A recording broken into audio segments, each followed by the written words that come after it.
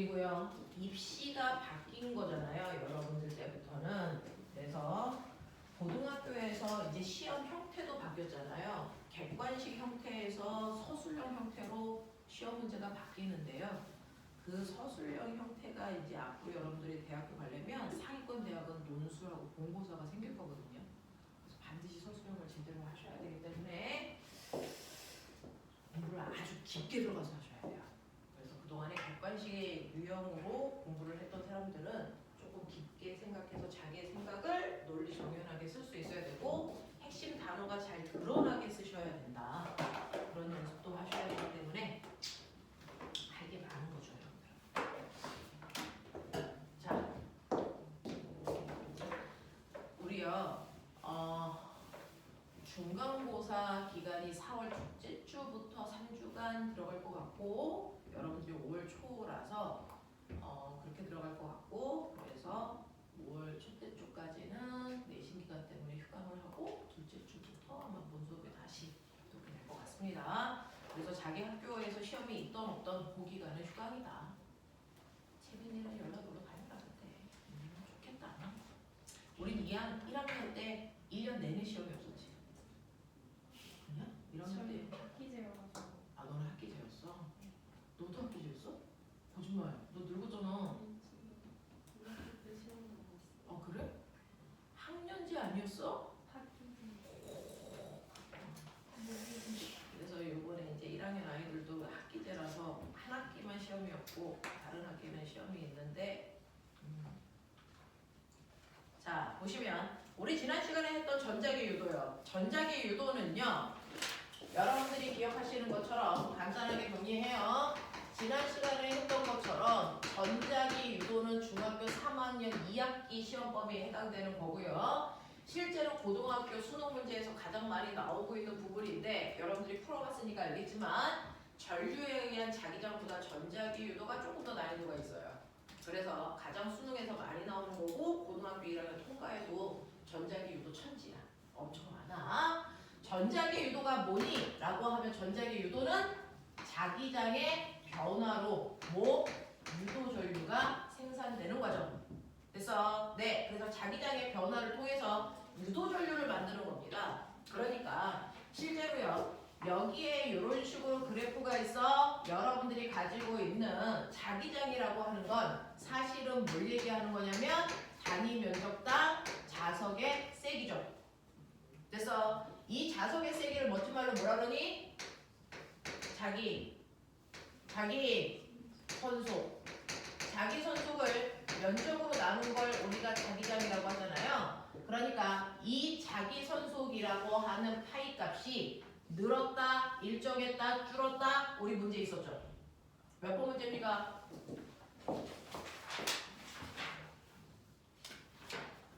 자, 어떤 곳에 자기 선속의 세기가 늘었다, 일정했다, 줄었다 합니다. 여러분들이 가지고 있는 책에서 몇 번 그림이 그러냐면 자, 120페이지에 242번 그림이 그렇습니다. 120페이지에 242번이 자기 선속이라는 자석의 세기가 늘어나요. 그리고 일정해요. 그리고 줄어들어요. 이라고 하는데 1번 늘어난다는 얘기는 도체 통 속에 자석을 뭐 하는 거니? 가까이 다가가게 하는 거죠.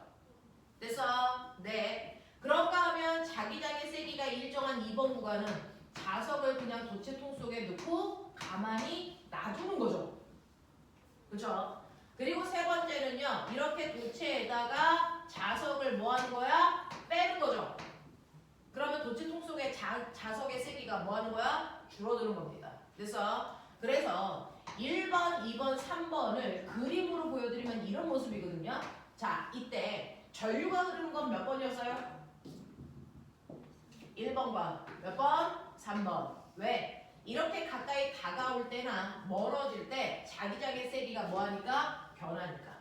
그래서 이때만 전류가 흘러. 자석을 가만히 놓고 있을 땐 자기장의 세기가 변하니 안 변하니? 안 변해요. 이땐 전류 흘러 안 흘러? 안 흐른다고요. 무슨 말인지 알겠죠? 그래서 실제로 항상 유도되는 전류는 자기장의 세기가 변해야만 된다는 거죠. 그러면 변화량은 뭘까? 이 그래프에서 변화량은 뭘까? 일정한 시간 동안에 변화량을 나타내고 있는 건 이 그래프의 뭡니까? 기울기입니다. 그래서 이 기울기가 일정한 시간 동안에 자기장의 변화를 나타내고 있는 게 바로 이 그래프의 기울기다. 그럼 기울기가 급한 게 1번이야, 3번이야? 1번이야, 3번이야? 당연히 1번이죠. 그래서 얘는 만약에 1초라면 얘는 만약에 3초라면 같은 자기장의 변화가 얘는 늘어났고 얘는 줄어들잖아요. 그래서 네, 그랬을 때 얘는 1초 만에 그 일이 일어났고 얘는 3초 동안에 일어났으니까 얘는 천천히 일어난 거죠. 그러면 이 순간에 유도 전류는 누가 더 세게 생겨? 당연히 시간 동안의 자기장의 변화가 큰 1번일 때가 3번일 때보다 더 센 전류가 흐릅니다. 맞아? 네. 그래서 이 기울기가 자기장의 변화다. 그래서 기울기가 급할수록 훨씬 더 센 전류가 흐른다. 맞아? 시간의 비율이 1대 3이라면 생기는 전류의 비율도 3대 1이면 되겠죠. 맞죠? 이런 느낌. 그리고 자, 다가올 때 생긴 전류의 방향과 멀어질 때 생기는 전류의 방향이 같아, 반대야? 같아, 반대야? 꼬맹아, 다가올 때와 멀어질 때 전류의 방향이 같은 방향이야, 반대 방향이야? 반대 방향이죠. 그래서 다가올 때는 못 다가오게 여기 무슨 극 만들어야 돼? N극 만들어야 되고요. 멀어질 때는 못 나가게 무슨 극 만들어야 되니까? S극 만들어줘야 되니까. 그래서 이때 전류가 흐르는 방향 1번과 2번은 반대 방향으로 전류가 흘러요. 이렇게 되는 거죠. 네. 그래서 전반적으로 여기까지의 내용을 여러분들이 인지했다면 그것과 관련된 문제들이 대단히 많이 나와 있습니다. 자, 그래서 120페이지부터 121페이지까지 중에서 꼬맹아 여기에서는 실제로 우리 주변에 있는 예들이 나와 있습니다. 239번, 241번, 243번, 244번은 우리 주변의 전자기 유도를 이용한 대표적인 도구들이 나와 있습니다. 그래서 이 중에서 무선 충전을 이용하고 있는 여러분들 핸드폰이나 그 다음에 전동 칫솔 같은 것들 전자기 유도라는 거. 그 다음에 마이크도 전자기 유도를 이용했다는 거. 됐니? 기억을 해봐 두시면 되고 전기밥솥에서 밥이 다 되고 나서 수증기를 뽑아내는 그 입구도 전자기 유도에 의해서 생긴 힘으로 그래서 들었다 놨다 하기 때문에 뽑아질 수 있다. 이런 얘기 나온 거거든요. 자, 그럼 120번, 121번 중에서 질문할 거 얘기해봐. 없어요? 해결돼요? 됐죠? 모든 문제의 핵심은요. 자기장이 변하냐 안 변하냐? 그랬을 때 어느 방향으로 전류 흐르냐? 저거 찾는 게 핵심이야. 알겠어? 방향 정확하게 해야 되고요. 여러분들이 보이시는 것처럼 원형 도선도 아니면 원형 도선이 여러 개 있는 코일도 상관없이 항상 전류 방향이 여러분들 알고 있는 것처럼 오른손에 네 손가락이 전류가 흐르는 방향이고요. 엄지손가락이 N극 방향인 거 아시죠? 아시죠? 네. 그래서 이거 방향 정확하게 하셔야 된다. 중학교 2학년 때도 3학년 때도 똑같은 거 나오는 거야. 알겠지? 자, 그래서 그것과 관련된 얘기들이 나와 있으니까 보시면 되고요. 선생님이 아까 말씀드린 대로 저 그래프의 기울기로 전류의 세기를 보는 건 고등학교 내용입니다. 되겠지? 자, 넘어가 볼게요. 자, 122페이지, 123페이지는 실제 수능 유형입니다. 실제 수능 유형입니다. 그랬을 때 자기장이 변하는 게 어떤 거야? 라고 하는 걸 찾는 게 245번이죠. 245번은요. 자기장이 있는 영역에 여기는 자기장이 있어. 근데 길이는 무한대야. 그랬을 때 도선이요. 자기장 속으로 이렇게 들어가고 있는 게 A야. 그래서 얘는 점점 다가와서 이렇게 들어가고 있어. 그러면 얘는 이 도선 속에 자기장의 세기가 변하고 있니 안 변하고 있니? 변하고 있죠. 그래서 처음엔 자기장이 없다가 반쪽만 있다가 조금 있으면 다 들어갈 거니까. 됐어? 그러니까 A한테는 유도전류가 흐르겠죠. 됐죠? 그런가 하면 B 같은 경우에는 뭐냐면 한가운데에서 이렇게 내려가는 거예요. 이렇게 내려가고 있어. 그러면 B에서는 자기장의 세기가 변하니 안 변하니? 안 변해요. 그래서 항상 도체통 속에 들어있는 자기장의 세기는 넓이만큼 꽉 차 있으니까 바뀌는 게 없어. 그래서 그런가 하면 C는요. 그러면요 여기에 반쪽만 걸쳐 있는 C를 요거를 어떻게 움직일 거냐면 위로 움직여요.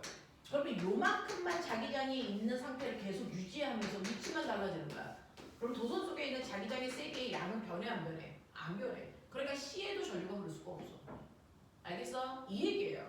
그래서 전류가 흐르는 건 A한테만 흐른다. 왜? A 도선 속에만 자기장의 변화가 생기기 때문이다. 알겠습니까? 이 얘기입니다. 그래서 실제로 자기장의 세기의 변화를 느끼는 게 뭐냐? 이런 것들을 여러분들이 보는 게 45번, 49번, 50번, 51번이 그런 형태를 나타내고 있습니다. 되겠어? 이런 거고요. 그 다음에 48번 보시면 48번에서는요 이런 식으로 경사면이 있어서 여기에 이제 코일이 있는 도체통이 이렇게 들어있는 거고요. 여기에서 자석이요 내려갑니다. 그러면 여러분들이 보시는 것처럼 P점에 있던 자석에 무슨 에너지가 내려오면서 무슨 에너지가 위치 에너지가 내려오면서 무슨 에너지를 맡길까요? 운동 에너지를 맡깁니다. 예를 들어서 P점에 있을 때 자석의 위치 에너지가 100이었다고 치자. 그러면 얘가 내려오면서 바닥에 닿으면 모든 위치 에너지가 운동 에너지로 바뀌어. 그러면 운동 에너지 100이야. 근데 이 자석의 코일 가까이에 가는 순간 코일로부터 뭘 받니? 자기력, 운동을 방해하는 방향으로 힘 받잖아요. 그러니까 여기 왔을 때 운동 에너지는 100이고 이때 속력이 10이었다고 쳐. 근데 코일 가까이 가면 운동을 방해하는 방향으로 자기력이라는 힘 받아. 그것 때문에 방해하는 힘을 받기 때문에 속력은 빨라져야 돼, 느려져야 돼, 똑같아야 돼. 방해하는 방향으로 힘 받으면 속력은 뭐 해줘야 돼? 느려져야 돼. 마치 마찰력이 작용하는 거랑 똑같아. 그러니까 코일 가까이에 가면 갈수록 반대 방향으로 힘을 세게 받기 때문에 속력은 점점 느려져. 그래서 여기에 왔을 때 속력이 8 됐다고 쳐. 그러면 이 통을 지나서 밖으로 빠져나갈 거야. 자, 밖으로 나가려고 해도 못 나가게 또 당기는 자기력을 얘가 작용하겠지. 전자기 유도 때문에. 그래서 그러면 이때도 속력은 뭐 해야 돼? 또 느려져야 돼. 그러니까 들어갈 때 8이었는데 여기 빠져나갈 때 속력이 6이에요. 이런 식으로요. 되겠어? 그러면 실제로 요 앞에 있는 운동에너지와 여기 있을 때 운동에너지 간리가 다르죠. 속력이 줄었으니까. 그러면 여기 왔을 때요. 실제로 운동에너지는 100 중에서 얼마 남았냐면 60 남았다고 치자. 근데 에너지는 보존돼야 되잖아. 자, 100이었던 아이가 운동에너지가 60밖에 안 남았어. 그럼 나머지 40은 뭐 됐을까요? 이 통을 통과하는 동안 여기에 무슨 에너지로 바뀌어줬다? 전기 에너지가 됐다. 알겠습니까? 그래서 통을 지나는 순간 40만큼의 전기 에너지가 생겼어요. 알겠습니까? 자, 이런 식으로요. 여러분들이 자기장의 세기를 변화시키면 도체통 속에 전류가 흐르게끔 만들어진 걸 우리는 발전기라는 구조입니다. 사실은. 그쵸? 그래서 발전기는 무조건 자석이 가지고 있는 무슨 에너지를? 역학적 에너지를 무슨 에너지로 전환시키는 거야? 전기 에너지로 바꿔서 우리 집에 보내는 걸 발전기라고 합니다. 되겠습니까? 네. 이런 식으로 역학적 에너지를 전기 에너지로 바꿔주는 원리를 우리는 뭐라 그러냐면 이걸 전자기 유도라고 하는 겁니다. 이해하죠? 그 전자기 유도를 이용해서 역학적 에너지를 전기 에너지로 바꿔주는 기계를 우리가 발전기라고 하는 것뿐이야. 되겠어? 이런 관계들을 보여주고 있는 게 248번입니다. 됐죠? 그래서 그 자기력에 대한 문제들도 나와주고 있습니다. 자, 그렇다면 122페이지부터 123페이지까지 중에 제가 뭐 설명할까요? 246번이요. 또?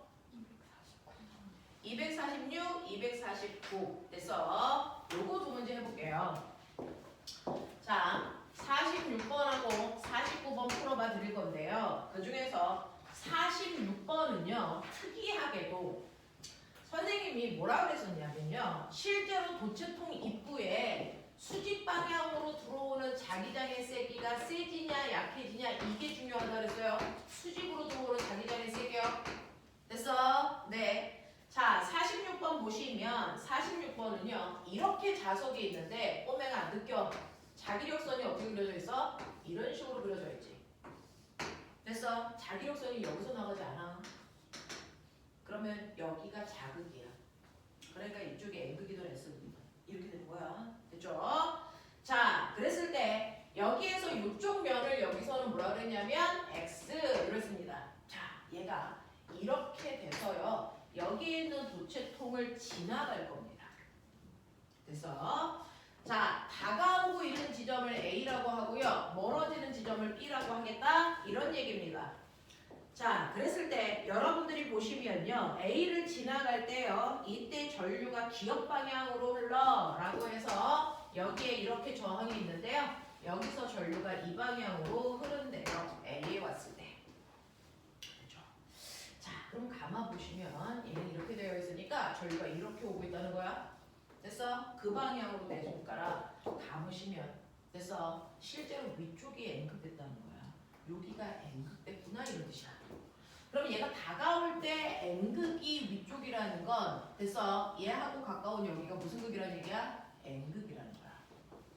무슨 말인지 알아? 이해되겠어? 다가올 때는 못 따라오게 가까이 있는 자석과 같은 극을 만들어서 청력 만들어야 되잖아요. 그러니까 여기가 N극이면 여기는 S극이라는 걸 여러분 알 수 있어요. 되겠죠? 자, 그래서 이 방향으로 전류를 만들었다는 걸로 봐서 자석의 NS를 확인하시면 되고요. 그러면 이제 얘가 이렇게 자석이 빠져나갈 때는 S극이 멀어지는 겁니다. 멀어지는 거 싫으니까 이때 잡아당기려고 무슨 극 만듭니까? N극 만듭니다. 그럼 다가올 때도 위쪽에 N극이고 멀어질 때도 위쪽에 N극이네? 맞습니까? 그러니까 얘가 이렇게 지나가는 동안 한결같이 전류는 기역 방향으로 계속 흐르는구나. 알겠니? 이런 것들을 확인해. 자, 그러면 그 중에서 기억 보시면 X는 S극이어야 됩니다. 맞는 거고요. 자, 니은 자석이 A를 지날 때 자석과 솔레로이드 사이에는 밀어내는 청력 생겨야 됩니다. 인력 생기면 안 돼요. 디귿 자석이 B를 지날 때 유도 전류의 방향도 기역 방향입니다. 맞는 겁니다. 그렇죠? 자, 이런 식으로 그때그때마다 자석의 움직임이 달라졌어요. 우리가 그동안 했던 자석이 이렇게 수직으로 내려갔다 올라갔다가 아니고 이렇게 수평으로 지나갑니다. 됐어? 네. 이럴 때도 유도 전류 방향 해결하실 수 있으면 되겠죠. 49번도 한번 볼게요. 그린 가와 같이 고정된 원형 자석 위에서 자석의 중심축을 따라서 원형 도선을 운동시킵니다. 그림 나는 원형 도선 중심의 위치를 시간에 따라 나타낸 겁니다. 자, 그랬을 때 여기에 대한 설명으로 맞는 걸 찾아보세요 라고 했는데 여기 밑에 자석이 이렇게 기다리고 있어요. 위쪽은 N극이고 아래쪽은 S극인데 자, 자석에서 멀리 있는 위치가 A고요. 가까이 있는 위치가 B입니다. 여기서 이렇게 원형 도선이 떨어지고 있거나 또는 올라가고 있을 거예요. 그랬을 때 원형 도선의 위치를 시간에 따라 나타낸 거죠. 처음에 출발할 때 원형 도선은 A 지점에 있었대. 근데 2초가 되는 순간까지 원형 도선이 B까지 다가오고 있었대. 그 다음에 2초부터 4초까지 원형 도선은 안 움직이고 있어. B 위치에 계속 있어. 그랬다가 4초부터 6초까지는 다시 위로 올라가고 있어. 알겠냐? 이 얘기야. 그래서 이때는 내려오고 있어요. 두 번째는 가만히 있어요. 세 번째는 올라가고 있어요. 이런 느낌이야. 이해해? 네. 그러면 이때 유도 전류가 흐를 때는 몇 번이야? 유도 전류는 1, 2, 3번 중에 언제 흘러? 언제 흘러? 말해봐. 유도 전류 몇 번? 유도 전류가 흐르는 구간이 1번이야, 2번이야, 3번이야? 죽여버리다. 유도 전류는 언제 흘러? 채민 몇 번? 그쵸. 가까이 다가올 때와 멀어질 때 됐어? 자석과 도체 사이에 간격이 변해서 자기장이 변하고 있는 구간에만 전류가 흐르니까 1번과 3번일 때만 전류가 흐르고요. 가만히 있는 2번에서 전류 안 흘러요. 알고 계시잖아요. 그쵸? 그죠? 다가오고 있어요. 그러면 N극이랑 가까워지니까 싫어서 아래쪽에 N극 만들 거예요. 위쪽은 S극 만들려고 전류가 흐를 거예요. 그쵸? 그러니까 엄지손가락 밑으로 내리시면 다가올 때는 여러분들이 보시는 것처럼 이 방향으로 전류가 흐르겠죠. 됐죠? 그래서 내려올 때는 이 방향으로 전류가 흘러요. 그럼 올라갈 때는요. 자, N극이랑 멀어지니까 멀어지기 싫어서 서로 당기는 힘이 생기려고 아래쪽에 S, 위쪽에 N극 될 거잖아요. 그럼 극이 반대가 되니까 전류도 반대 방향으로 흘러요.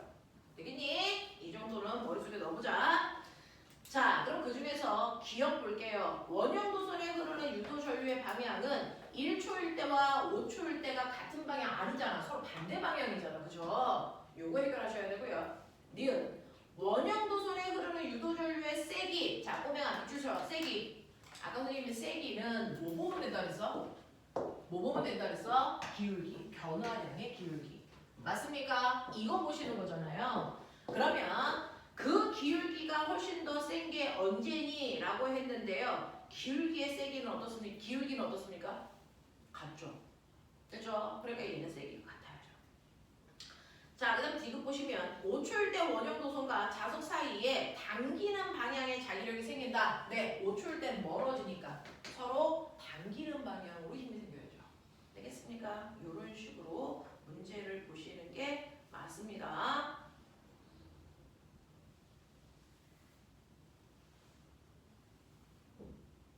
자, 그럼 답이 몇 번이에요? 2번이죠. 네.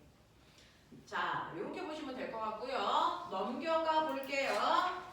124페이지, 125페이지에서 질문 받을게요.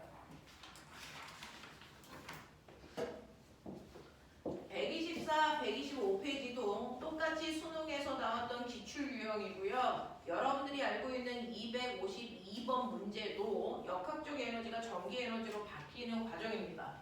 전자기 유도가 일어나는 과정에서는 역학적 에너지는 무조건 변합니다. 왜? 역학적 에너지가 전기 에너지로 바뀌고 있어야 되니까. 맞죠? 이런 것들을 여러분들 기억하시면 되는데 얘 해결돼? 네. 그러면 수능 유형을 어느 정도 소화하고 계시는 겁니다. 자, 마지막 페이지입니다. 126페이지예요. 자, 126페이지에서 여기에는 강자성체를 이용한 문제들까지도 나와 있는 것처럼 보입니다. 자, 그러면 여기에 대한 것 중에서 첫 번째 꼬맹아 256페이지에 검유계라는 거 보여요? 그래서 자, 선생님이 전류의 세기를 측정하고 싶어. 전류의 세기를 측정하고 싶은데 전류는 두 가지야. 직류 전류가 있고 교류 전류가 있어. 이 단어 알아듣는 거 맞아? 네. 직류 전류의 세기를 측정하는 장치를 뭐라 그래? 직류 전류의 세기 뭘로 측정했냐 중2 때? 전류. 그래서 이거 H선 동그라미로 배웁니다. 됐니? 직류 전류는 전류계라는 걸로 측정합니다. 교류 전류의 세기를 측정하는 건 검유계라고 합니다. 그래서 G 동그라미로 표현합니다. 그래서 거기에는 검유계는요. 교류 전류의 세기를 측정하는 장치야 라고 하는 겁니다. 자, 그러면 126페이지에 있는 내용 중에서 질문 259번이요. 그죠? 259번 문제 한번 보시면 그림 가와 같이 자기화되어 있지 않은 물체를 자석의 윗면에 올려놓습니다. 네, 자기화되어 있지 않다는 건 아니고 중성이야 이 뜻입니다. 자, 그 물체를 자석 위에 올려놓으면 자화되겠죠. 네, 강자성과 상자성은 서로 인력이 작용하는 방향으로 자화될 거고요. 반자성체는 청력이 작용하는 방향으로 자화될 겁니다. 그림 나와 같이 가해 물체를 그래서 가해 물체를 피솔레로이드 쪽으로 향하도록 해서 솔레로이드에 접근시키니까 이때 A에서 저함을 지난 B 방향으로 전류가 흐른대요. 자, 그러면 보면은 여러분들이 알고 있는 그 자석 위에 올려놓은 물체는요. 강자성체일까요? 상자성체일까요? 반자성체일까요? 얘기해야 돼. 강자성체야? 상자성체야? 반자성체야? 강자성체죠. 왜? 자석에서 꺼내도 자성을 그대로 유지하고 있다는 얘기죠. 그래서 자석 위에 올려놓은 이 아이는 강자성체구나. 그래서 자석 위에 있을 때뿐만 아니라 자석에서 꺼내도 얘가 자성을 그대로 유지하고 있구나. 그래서 그것 때문에 여기에 있는 도선에 전류가 흘렀구나. 되겠습니까? 이때 전류 어느 방향으로 흘러요? 여러분들이 보시는 것처럼 전류가 이 방향으로 이렇게 흐르고 있어요. 그럼 전류가 이렇게 내려오고 있었다는 거죠. 여기가 A고 저항이고 여기가 B니까. 되겠습니까? 이렇게 돼요. 자, 그럼 전류가 이렇게 흘렀으니까 오면 감아야 돼. 중학교 2학년 감아. 이렇게 감죠. 그러면 어느 쪽으로 N극이냐면 여기가 N극이고 여기가 S극이죠. 됐니? 근데 다가오려고 할 때 여기가 S극이 생기는 이유는 여기에 무슨 극이기 때문에 여기가 S극이기 때문이죠. 다가올 때 못 다가오게 해야 되니까. 그래서 P면 쪽이 S극이 됐구나 라는 거 알 수 있습니다. 자, 그래서 보시면 기억 물체는 강자성체가 맞습니다. 자성을 유지해야 되니까. 그러면 여기가 S극이면 여기가 N극인데요. 자석은요 N극이랑 다 있었으니까 자석의 묘면 무슨 극? S극이었어. 알겠죠? 이런 얘기입니다. 자, 디귿. 나에서 물체와 솔레로이드 사이에는 서로 당기는 방향으로 자기력이 작용하니? 아니, 가까이에 올 때는 못 다가오게 서로 밀어내는 청력이 작용하는 방향으로 힘이 생겼겠죠. 알겠어? 그래서 그림만 다를 뿐 항상 문제가 똑같아요. 인력이야, 청력이야, 무슨 극이야, 어느 방향으로 전류 흘러 똑같은 얘기를 하고 있어요. 네. 이렇게 다양한 경우에 대해서 선생님이 문제를 풀어봐 드렸습니다. 그럼 다른 질문은 없으신 거 맞아요? 하겠습니까? 네. 자, 수능에서 아주 디테일하게 어려운 건 계산을 동반하는 전자기 유도들이 나올 겁니다. 아직은 거기까지는 아니고요. 과정들만 보여드렸습니다. 레벨 2는 좀 돌아갈 정도로 어려운 문제들을 여러분들이 풀어볼 수 있도록 할 건데 아직은 그렇지 않습니다. 자, 여러분들 그러면 지금 했던 거에 대해서 간단하게 정리 한번 하죠. 뒤로 넘겨주시고요. 뒤로 넘겨주시고요. 자, 시간은 10분 드립니다.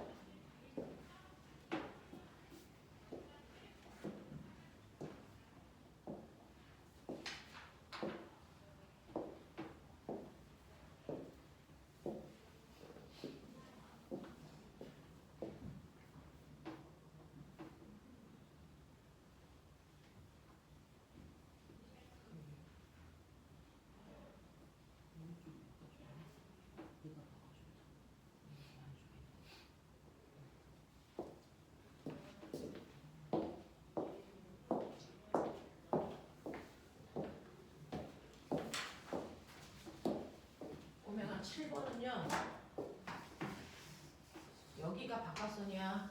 이게 안쪽 선이고. 그림이 잘 안 나와서 우리 대동간격 그렇게 보자.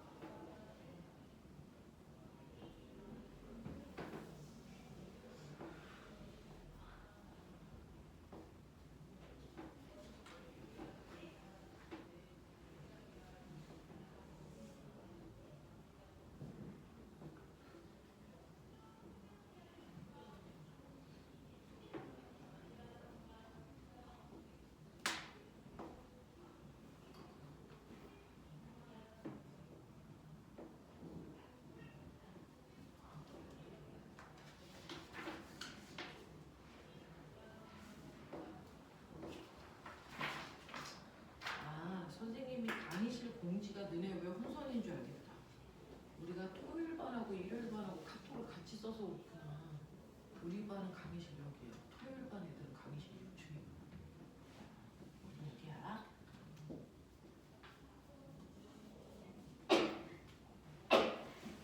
아까 그래서 시연이가 나한테 화낸 거구나. 왜 601이 아니냐고.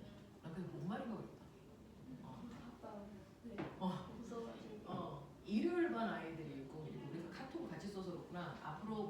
강의실 공지할 때 토요일 반인지 일요일 반인지 항상 써줄게. 깜짝 놀랐다. 무슨 말인가?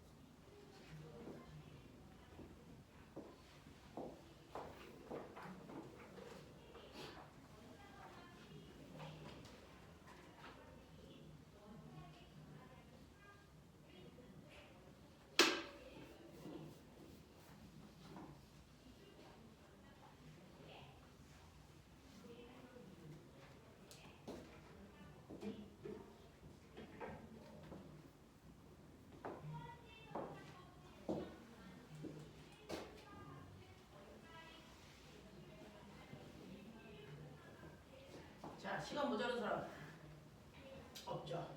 채점 하도록 하겠습니다.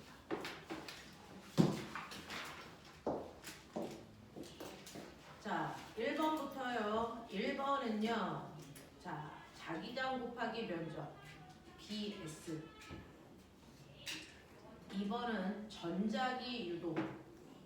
3번은 유도 전류. 4번은 밀어내는. 5번은 전기 에너지. 자, 6번은요. 가로줄 순서대로 볼게요. 가로줄 한 줄 가로, 그 다음 그 줄 가로 이렇게 볼게요. 자, 첫 번째 위 청력 BGA. 두 번째 줄 아래 인력 AGB. 세 번째 줄 아래 청력 AGB. 마지막 위 인력 BGA. 한 줄당 채점하시면 돼요. 이건 네 문제로 볼 겁니다. 7번 보도록 하겠습니다. 7번에 1, 8번도 1. 네.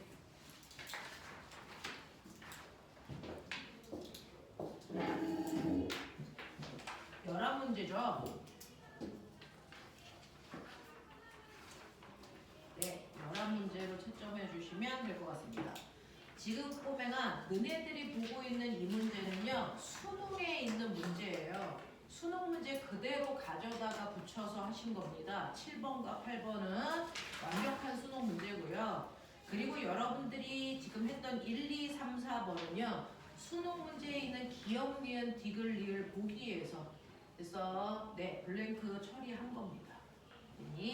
이런 식으로 해서 여기 있는 문제들은요, 다 수능에서 난이도별 조절해서 여러분들은 지금 중위권 수준의 문제들만 하고 있는 거고요. 레벨 2에서는 중상위권부터 상위권 문제들을 푸는 겁니다. 기본을 좀 정리하고 있는 중. 자,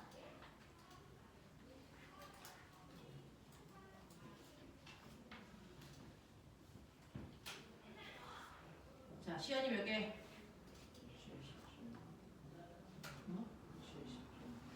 아니 개수 3개 틀렸으면 8개. 11문제 은교 11개? 채민 9개. 예지 하은 네. 틀린 것 좀 확인해 주실래요? 1분 있다가 질문 받을게요.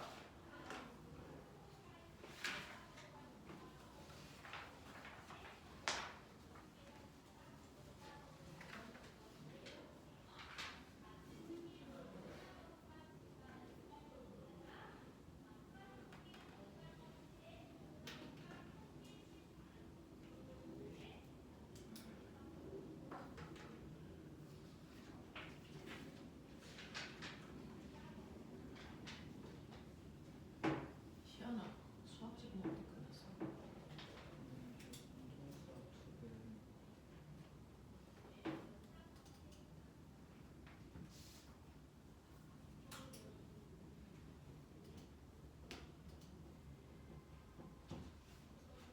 은규야, 수학 어디 끝났어? 지금 뭐해?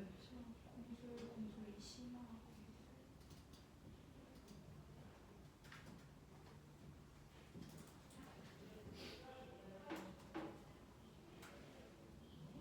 채민아, 너 수학 지금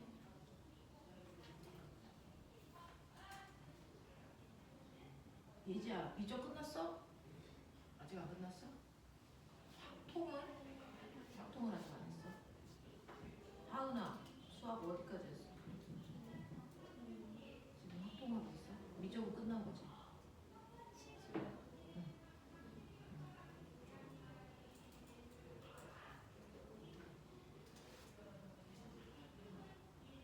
자, 질문 받을게요. 1번부터 6번까지 앞으로는 여러분들 객관식이 거의 없어진다고 보시면 되니까 여러분들은 주관식부터 서술형까지 시험을 생각하셔야 되니까 여기에 있는 이 가로들을 여러분들이 실제로 다 쓰셔야 된다고 생각하시는 거예요. 자, 그러면 1번부터 6번까지 중에서 저한테 질문하셔야 되는 거 괜찮습니까? 맞아요? 특히 중학교 2학년하고 3학년은 6번 문제 해결할 수 있어야 됩니다. 이거 오류 발생하지 않게 하셔야 돼요. 자, 그 다음에 7번하고 8번 중에서 제가 설명해야 되는 거 8번 문제 맞아요. 그림은 반도체 AB인데 너네가 반도체를 지금 앞부분에서 안 배운 아이들이죠. 이 책 뒤에 있어요. 이 책 뒤에 반도체가 있어서 선생님이 그 부분을 좀 자세하게 나중에 반도체 파트에서 하루 잡고 해드릴 건데 그 반도체 중에서요 LED 막대 자석을 움직일 때 LED와 전구 모두에서 불이 켜진다라고 하는데 이 반도체는요 실제로 P형에서 여기가 이렇게 반도체가 있잖아요. 자 여기 이렇게 P형, N형 이렇게 됐을 때 전류가 이렇게 P형에서 N형으로 이렇게 흐릅니다. 이렇게 흐릅니다. 자 그래서 전류가 흐르는 과정에 있어요 라고 했는데 이때 보시면 이렇게 도체통이 있으면 여기서 S극을 위로 올리잖아요. 그러면 올라가지 않게 하려고 여기 N극 만들 거예요. 그러면 N극이 만들어지려면 당연히 전류는 이렇게 흘러야 되니까 전류가 지금 이렇게 오고 있어요. 그러면 반도체에서 이렇게 반도체가 되어 있으니까 얘는 이렇게 전류가 가고 있다는 얘기거든요. 그러니까 여기가 P형이고 여기가 N형 반도체야 라고 하는 이런 것들이에요. 그래서 A는 P형 반도체다. 이걸 맞은 것도 이상하지만 그래서 여기 P형 반도체가 기존 책하고는 순서가 조금 달라지고 수능 문제는 다 배우고 나서 문제를 내는 거기 때문에 이런 것들이 조금 걸려 있긴 합니다. 그래서 요거는 선생님이 8번 문제는 반도체를 좀 해결하고 다시 보는 걸로 할게요. 그래서 P형 반도체와 N형 반도체인데 이거요 기가 시간에 하지 않았어요? 기술 시간에 반도체 배우지 않아요? 무슨 건축 기술의 A에 막 그러면서 필통 만들고 그런 거밖에 안 나와요. 그래서 선배들은 기술 시간에 반도체 배웠어요. 그래서 이제 미리 해결할 수 있는 친구들도 있는데 이게 교과서 순서가 바뀌는 바람에 우리가 이 문제가 조금 어려운 문제가 되네요. 이 문제는 선생님이 반도체 파트를 해결하고 나서 좀 더 설명할 수 있게끔 할게요. 자, 그러면 여기까지. 자, 그러면 시간이 애매해요.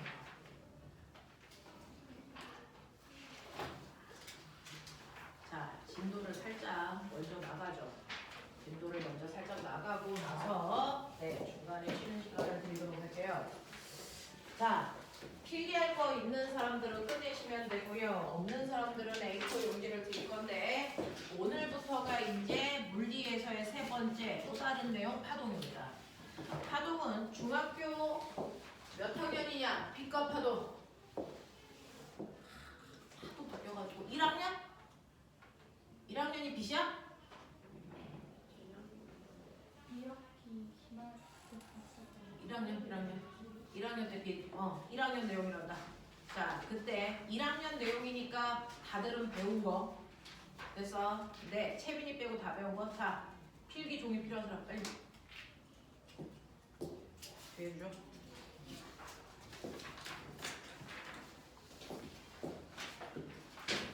자, 그래서 보시면 선생님하고요. 중학교 1학년 2학기 때 배웠던 이 빛과 파동이 고등학교에서는 조금 난이도가 높아져서 나와요. 그래서 어떤 내용이 있는지 선생님하고 집중해서 좀 보셔야 되는 부분인데 첫 번째, 우리가 오늘 하셔야 되는 첫 번째 개념 먼저 잡죠. 여러분들이 오늘 하셔야 되는 거 파동이라는 겁니다. 그래서 파동이 뭡니까? 이게 파동입니다. 내가 지금 파동을 일으킨 거예요. 그래서 파동은 한 지점에서 생긴 진동이 옆으로 반드시 퍼져나가야 파동입니다. 그래서 자, 그러면 이러한 진동이 그냥 그 자리에서만 진동하면 이건 진동이야. 근데 이 진동이 옆으로 퍼져나가야 우리는 파동이라고 한다. 그러면 진동을 발생시킨 장소를 뭐라 그러니? 진동을 발생시킨, 파동을 발생시킨 원인이 되는 장소다. 여기를 파동의 원인이 되는 장소, 파원이라고 합니다. 그래서 파동이 뭐니라고 하면 파원에서 발생한 진동이 퍼져 나가는 현상이야. 요 얘기예요. 파원에서 생긴 진동이 옆으로 퍼져나가는 현상이 파동입니다. 핵심 단어는 퍼져나간다는 겁니다. 아, 이동하는 거구나. 그러면 실제로요. 이렇게 파동이 옆으로 퍼져나갈 때 실제로 이동하는 건 뭐고 이동하지 않는 건 뭐냐? 중학교 1학년 때 대단히 중요하게 배웠는데요. 그럼 파동은 옆으로 이동하는 거야. 그래서 라고 합니다. 그럼 이때 이동하는 건요. 실제로 여기에 있는 물질 자체가 이동하는 거니 아니면 에너지만 이동하는 거니? 에너지만 이동하죠. 그래서 파동이 발생하면 이때 이동하는 건 에너지만 옆으로 가는 거고 그 에너지를 전달하는 물질을 멋진 말로 매질이라고 하는데 매질 자체는 이동하지 않고 그 자리에서 진동만 하고 있어요. 라는 얘기입니다. 자, 그러면 우리가 알고 있는 대표적인 파동에 얘 뭐 있는데요? 말해봐. 그쵸? 지금 들리죠? 선생님 목소리가 파동입니다. 네, 파도라는 물결이요. 또 그 유명한 일본에서 맨날 일어나는 지진이죠. 그리고 여러분들 이 교실을 가득 채우고 있는 뭡니까? 빛이요. 이게 파동이에요. 그래서 여러분들이 흔히 느낄 수 있는 파동은 이렇게 네 가지가 있다고 치자. 자, 그러면 이러한 선생님이 지금 설명하는 목소리도 여러분들한테 전달되고 있죠? 내 목에서 나온 소리가 여러분들 귀까지 이동하고 있는 거예요. 근데 이동할 때요. 소리는 어떤 물질의 도움을 받아서 옆으로 갑니다. 되겠니? 그 파동의 진동을 옆으로 전달해주고 있는 물질, 매질의 종류가 뭘까? 소리는 공기입니다. 자, 공기가 없는 곳이 있죠? 달. 달에 가서 내가 이렇게 똑같이 앉아가지고 선생님이 수업을 하면 너네는 내 목소리가 들릴까 안 들릴까? 안 들립니다. 매질이 없어서. 그래서 물결은요. 파도는 누가 옆으로 전달해 줍니까? 당연히 물이겠죠. 바보들. 그래서 네. 그러면 지진은요. 땅입니다. 그러니까 지진이 일본에서 이렇게 발생을 해서 땅이 흔들리고 있어. 근데 그 위에 날아가고 있는 새에는 지진을 느낄 수 있니 없니? 없어요. 땅으로 연결되어 있는 게 아니라서. 알겠어? 이런 것들이야. 자, 빛은요. 태양에서 햇빛이 지구까지 오고 있어. 어떤 물질의 도움을 받고 햇빛이 오니? 어떤 매질의 도움도 받지 않죠. 그러니까 빛은 어떤 매질이 없어도 전달되는 유일한 파동입니다. 되겠어? 자, 그래서 파동은요. 어떤 매질의 도움을 받고 전달되는 파동도 있고 매질 자체가 필요 없이 전달될 수 있는 파동도 존재합니다. 자, 그렇다면 이런 파동이 있다면 나는 이러한 파동을 뭐 할 수 있니? 분류합니다. 중학교 때는 단지 암기식 공부를 하면 고등학교 때는 얘네들을 어떻게 분류할 수 있어? 기준이 뭐야? 이게 되게 중요하거든요. 그럼 파동을 분류할 때 기준을 우리 두 가지로 봅니다. 그 중에서 하나는 중학교 때 살짝 배운 거고 또 하나는 지금 배운 건데 첫 번째 여러분들 위해서 보셨어요. 파동 중에서는 보시는 것처럼 매질이라는 게 있어야만 옆으로 갈 수 있는 아이와 매질이 없어도 전달될 수 있는 파동으로 나누는 거죠. 그래서 매질의 유무가 파동을 나누는 가장 중요한 기준입니다. 자, 그중에서 반드시 매질이 있을 때만 전달돼요. 없으면 전달 자체가 안 돼요. 이런 애들을 우리는 멋진 말로 탄성파다 이렇게 얘기합니다. 매질이 있을 때만 옆으로 전달되는 파동을 탄성파라고 하고요. 매질이 있으나 없으나 다 전달돼. 그러니까 없을 때도 전달됩니다. 이런 파동은 탄성파가 아니야. 말만 들어봐. 탄성파가 아니야. 뭐라 그러니?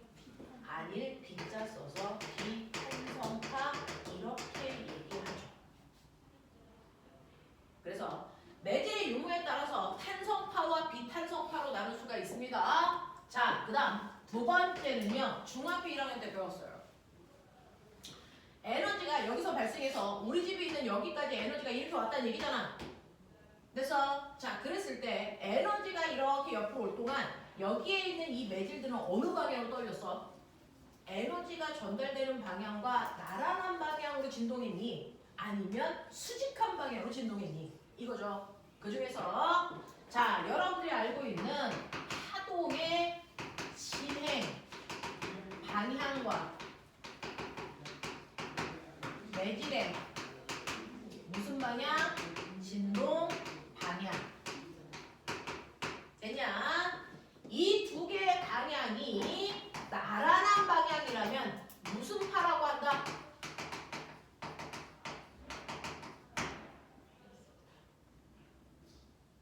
야, 중학교 1학년 막 끝난 새끼들아 얘기해봐. 파동의 진행 방향과 매질의 진동 방향이 나란하다면 무슨 파라고 할까? 무슨 파? 그건 종류고요. 이런 애들을 다 싸잡아 뭐라고 한다? 종파라고 한다. 밥탱아. 둘 중에 하나 찍는 건데 거꾸로 찍어? 자, 근데 파동의 진행 방향과 매질의 진동 방향이 꼬맹아 수직한 방향이야. 그러니까 파동 에너지는 이렇게 가는데 여기 있는 매질은요. 이것과 90도 되게 이렇게 흔들리고 있어. 수직하게. 이런 모습이야. 자, 이렇다면 얘는 무슨 파라고 할 거야? 얘를 횡파라고 부를 거야. 이 얘기였어요. 이걸 중학교 때 한 거죠. 자, 파동 에너지의 진행 방향과 매질이 떨리는 방향 사이에 나란한 방향이면 종파, 수직한 방향이면 횡파라고 할 거야. 자, 그럼 파동들 중에서 종파의 형태로 전달되는 거 딱 3개밖에 없어. 그걸 뺀 나머지는 횡파야. 알겠어? 그러니까 우린 종파를 외워야 되겠지? 자, 종파에 뭐 있겠냐? 진짜 중학교 1학년은 어떻게 나왔는지 이해가 안 된다. 자, 종파에 뭐 있겠냐? 자, S파 아니면 P파인데 논란의 여지가 있고요. 이 밥탱이들아, 지금 너네 들리지? 뭐? 선생님 목소리요. 이 소리가 바로 대표적인 종파인데 소리 중에 우리가 들을 수 있는 소리를 음파. 우리가 들을 수 없는 소리도 있어. 돌고래만 들어. 뭐니? 초음파. 그리고 지진파 중에 P파냐 S파냐 이제 이게 논란인데 꼬맹아 걔 이름 자체에 답이 있다. 자 봐. 잘 보면요. 종파의 형태로 전달되는 지진파도 있을 거고요. 횡파의 형태로 전달되는 지진파도 있을 텐데 누가 먼저 도착하냐? 종파냐 횡파냐? 생각해봐. 종파의 형태로 전달되는 애가 먼저 여기까지 올까? 횡파의 형태로 전달돼야 먼저 도착할까? 찍어봐. 종파야 횡파야? 종파죠. 종파의 형태로 전달돼야 먼저 도착합니다. 그래서 1등으로 도착했어요. 영어로 1등. 프리머리 웨이브. 그걸 한국말로 피파라고 한 거야. 됐어? 자, 횡파의 형태로 도착하면 2등으로 도착해. 그러니까 2등이 뭐야? 세컨드리 웨이브. 그래서 에스파라고 한 거야. 됐니? 이게 이름이야. 그러니까 당연히 종파는 프리머리 웨이브 피파여야죠. 되겠냐? 이렇게 돼. 중학교 1학년 때 배우면 돼. 연락 빨리 외우셔요. 자, 그래서 종파에는 이렇게 세 가지 음파, 초음파, 피파가 있고요. 그걸 뺀 나머지가 횡파다 이렇게 외우시면 됩니다. 그러니까 빛이라든가 에스파라든가 물결이라든가 이런 것들이 횡파의 형태를 띈다 이런 얘기입니다. 자, 근데 여러분들이 알고 있는 우리가 중학교 1학년 때요 핵심적으로 배운 파동에는 뭐 있습니까? 우리가 중학교 1학년 때 파동 그러면서 핵심적으로 배운 거 두 가지죠. 바로 뭡니까? 소리와 빛입니다. 이걸 고등학교에서 그대로 끌고 가는데 우리는 파동 그러면 대표적으로 소리와 빛을 이용해서 파동을 배웁니다. 왜 그럴까요? 자, 호명아 빨리 결정해. 소리가 둘 중에 어디니? 그렇죠. 소리는 반드시 매질이 있어야만 되는 탄성파. 됐어? 소리가 어디에 속하니? 종파입니다. 됐어? 빛은 어디에 속하니? 몰라? 비탄성파죠. 빛이 어디에 속하니? 라고 하면 빛은 횡파입니다. 이렇게요. 여러분들이 중학교와 고등학교에서 파동을 하면서 언제나 빛과 소리를 이용해서 파동을 설명하는 건 빛과 소리는요. 파동이라는 것만으로만 공통점이 있는 거고요. 그 안으로 들어가면 소리와 빛은 정반대 성격을 가지고 있습니다.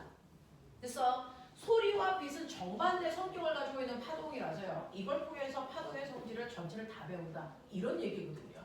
그래서 소리는 탄성파이면서 종파이고요. 빛은 비탄성파이면서 횡파 형태를 띈다. 되겠어? 자, 그렇다면 얘네들을 완벽하게 이해하기 위해서 여러분들이 먼저 하셔야 되는 건 뭐냐면 그렇다면 나는 파동을 분류했으니 나는 파동의 구조를 보자. 도대체 파동은 어떤 구조를 가지고 있어서 소리가 그렇게 다양하게 느껴져? 이거 하자는 거예요. 자, 파동의 구조는요. 5가지 요소를 가지고 있어요. 그걸 완벽하게 이해하기 위해서는 횡파 구조를 보는 게 가장 좋아 라는 겁니다. 자, 횡파는요. 여기서 파동이 발생해서 파동 에너지가 오른쪽으로 이동하고 있다고 쳐봐. 자, 그랬을 때 매질은 이것과 수직한 방향으로 진동해야 되니까 이렇게 매질들은 진동하고 있을 거야. 요 모습이 횡파죠. 그랬을 때 빨리 기억해 보시면 매질이 가장 위쪽으로 볼록 튀어나왔을 때 뭐라고 한다? 명칭. 그렇죠. 이걸 마루라고 하죠. 자, 그럼 쏙 들어간 부분을 뭐라고 그러겠니? 골. 그래서 마루와 골이라고 하는 위상이 반복되는 구조를 횡파 구조라고 할 거야 라고 했습니다. 자, 그러면 이런 구조를 띠고 있는 게 횡파인데 우리는 이러한 횡파에서 파동의 5가지 구조를 너네들은 학교에서 배웠더라? 안 배웠더라? 자, 첫 번째 파동 딱 그러면 먼저 파동의 구조 중에 뭐 알아? 기억나는 거 다 얘기해. 그래. 그렇죠. 진포 또 진포 진동수 주기 파장 거의 다 찾았어. 5개 중에 4개 찾았어. 됐어. 여러분들은 파장도 알고 계셔야 되고요. 주기가 뭔지도 알고 있어야 되고 이제 고등학교 때 그 주기도 얼마야? 갖고 해야 되거든요. 자, 3번째 진동수에 대해서도 알고 계셔야 되고요. 4번째 진폭이 뭔지도 알고 있어야 되고 결론 마지막 5번째 파동의 속력 계산이 핵심이다 이런 얘기입니다. 자, 그래서 파동은 이 5가지를 정확하게 얘기할 수 있어야 되고 계산할 수 있어야 된다. 이게 수능 버전이에요. 자, 그러면 중학교 때요. 파장이라는 건 남다라는 기호로 씁니다. 파장이 뭘까요? 한파장. 와, 대부분 파장 대충은 알던데. 중학교 때요. 마루에서 그 다음 마루까지 뭘 재야 되는데 마루에서 마루까지 최단 거리. 알겠습니까? 근데 선생님 마루에서 마루까지 안 재고요. 골에서 골까지 재면 틀려요? 맞죠? 그럼 굳이 마루에서 마루까지 잴 필요 없네. 골에서 골까지 재도 되네. 그럼 저는 여기서부터 여기까지 잴 거예요. 그래도 돼? 되죠.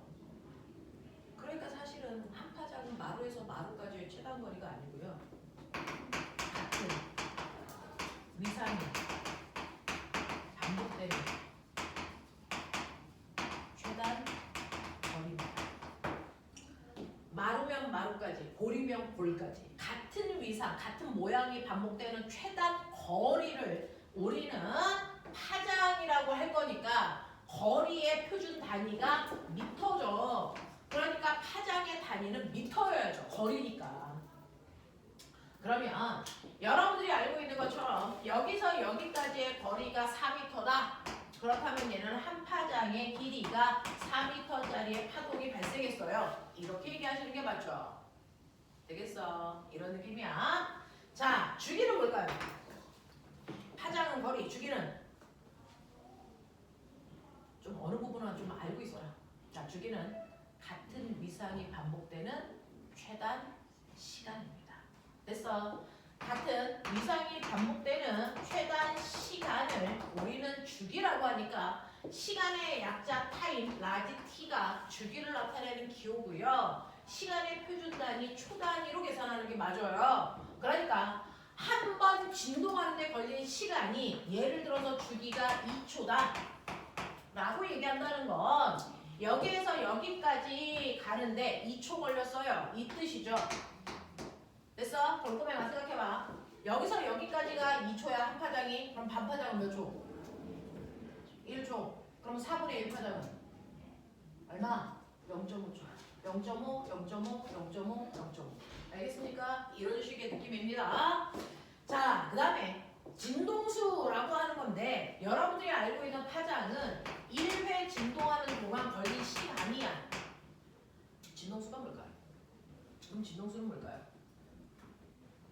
진동수는 1초 동안 진동한 횟수죠.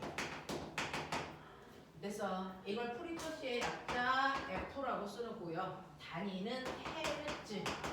과학에서는 진동수라고 하고 우리 일상생활에서 뭐라고 그럴까요? 주파수.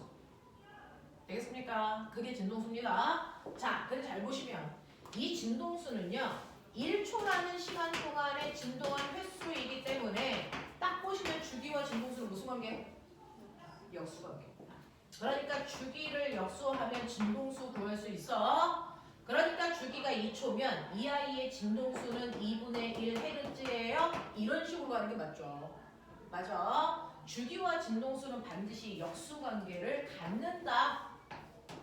기억해 두셔야 돼요. 서로 반대말이에요. 주기가 길어진다는 얘기는 진동수가 짧아진다는 얘기입니다. 자, 그 다음에 진폭이라고 하는 게 있는데 제니, 자, 지진이 발생하면 여기 있는 시멘트가요. 그래서 여기 있는 아스팔트가 그 지진에 의해서 여기까지 올라갔다가 제자리로 내려와요. 됐어? 여기 있는 아스팔트는 여기까지 내려갔다가 여기까지 오죠. 자, 그랬을 때요. 실제로 진폭이라고 하는 건 그 파동에 의해서 매질의 움직임, 매질의 최대 뭡니까? 변입니다. 그래서 네, 아스팔트가 얼마나 움직였다 왔어? 이 얘기거든요. 됐어? 그래서 얘는요. 여기서 여기 2m까지 올라간다 내려왔어요. 또는 2m 내려갔다 왔어요. 이거잖아요. 그럼 얘는 진폭이 2m일까 4m일까? 2m죠. 얘가 최대로 움직여봤자 위쪽으로 2m 또는 아래쪽으로 2m지 4m 간 적은 없습니다. 그렇죠? 그래서 요만큼이 진폭이죠. 바보처럼 여기서부터 여기까지 진폭이에요. 이렇게 하면 안 된다고요. 알겠어? 그래서 매질의 최대 변이가 진폭인데 이 진폭은 A라고 쓰고 이것도 이동 거리니까 단위는 미터예요. 그런 거면 어떨 때는 똑같은 아스팔트가 2m 올라가, 어떨 때는 4m 올라가. 왜 그럴까? 거길 지나가는 데서 파동의 에너지 크기입니다. 지진이 약한 지진이 생겼어. 그러면 아스팔트가 조금만 움직일 거 아니야. 근데 엄청 센 지진이 발생하면 많이 움직일 거 아니야. 그러니까 파동의 원래 이름이 뭔지 아세요? 이 파동의 원래 이름이 파동 에너지예요. 파동 에너지예요. 원래 이름이. 그래서 파동의 원래 이름이 파동 에너지입니다. 그러면 이러한 파동의 에너지는 어떻게 구합니까? 라고 하면 파동 에너지는 진폭의 제곱의 진동수를 제곱한 만큼이 지금 지나가고 있는 파동 에너지의 크기입니다. 이 앞에 비례상수는 그래서 매질의 상태에 따라서 비례상수가 이제 달라질 텐데 그래서 여러분들은 그냥 진폭의 제곱에다 진동수의 제곱을 곱한 만큼이 파동 에너지의 크기를 얘기한다. 그러니까 진폭이 커졌다는 얘기는 더 큰 에너지를 가지고 있는 파동이 왔다라는 뜻입니다. 되겠어? 그래서 파동 에너지를 결정하는 게 진동수하고 진폭이구나. 이게 에너지의 크기를 결정합니다. 그래서 기억해 두시면 좋을 것 같고요. 자, 그 다음에 변이니까 뭐가 있어야 돼? 방향. 그래서 위쪽 방향을 플러스 2m의 변이, 아래쪽을 마이너스 2m 이렇게 표현한 겁니다. 되겠어? 변입니다. 매질의 최대 변이. 자, 그러면 속력이요. 속력은요, 벨로시티가 보이고요. 단위는 무조건 표준 단위 미터/초로 계산하겠죠. 자, 파동은요, 진동이 퍼져나가는 거니까 얼마나 빨리 가서 당연히 속력이 있겠죠. 속력 구하는 식. 속력은 시간분의 거리요. 그래서 속력은 여러분들이 보시는 것처럼 시간분의 거리입니다. 보여? 시간분의 거리죠. 되겠니? 그러니까 파동의 속력은 보시는 것처럼 주기분의 파장으로 구하시면 됩니다. 주기분의 파장으로 파동의 속력을 구하시면 되겠죠? 되겠어? 자, 근데 문제는 선생님이요. 주기분의 1은 뭐라고 했다 그랬어? 말해봐. 주기분의 1. 진동수. 그래서 파동의 속력은요. F남다를 이용해서 주로 구합니다. 파동의 속력은 F남다를 이용해서 주로 구합니다. 영상이 잘 안 보일 것 같아서 이따가 시연 영상도 봐야 돼. 자, 파동은 F남다라는 방법을 이용해서 훨씬 더 많이 구한다. 어쨌든 파동의 속력을 구하는 방법은 T분의 남다, F남다. 되겠어? 이렇게 파동을 우리가 파동의 5가지 요소를 구할 수 있죠. 자, 그 중에서 여러분들이 알고 있는 중학교, 고등학교에서 배우는 파동의 핵심은 소리와 빛입니다. 그죠? 기억해내. 소리의 3요소 뭐 있었니? 응? 안 배운 척 하지 마.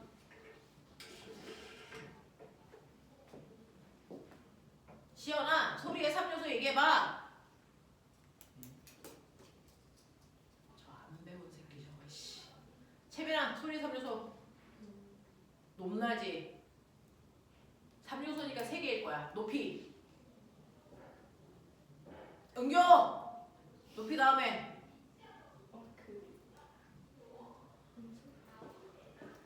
뭐? 높낮이. 또. 던져. 하은 두 번째. 진동수. 자, 소리의 3요소. 안 돼. 진동수라는 표현 없어. 높이. 그 다음 크기. 세기요. 세 번째. 맵시. 요거 3개가 소리를 나타내는 데서 3가지 표현입니다. 높낮이, 세기, 맵시. 그 중에서요. 소리의 높낮이를 결정하는 거, 세기를 결정하는 거, 이런 것들이 바로 파동의 5요소 중에 누군가에 의해서 결정된 거예요.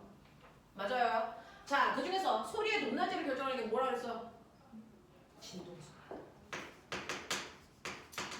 소리의 높낮이를 결정하는 게 진동수예요. 그러니까 우리가 도가 있고요. 한 옥타브 위에 도가 있고 또 한 옥타브 위에 도가 있어요. 소리의 높낮이. 아이유는 3옥타브까지 가능해요. 뭐 이런 얘기 하잖아요.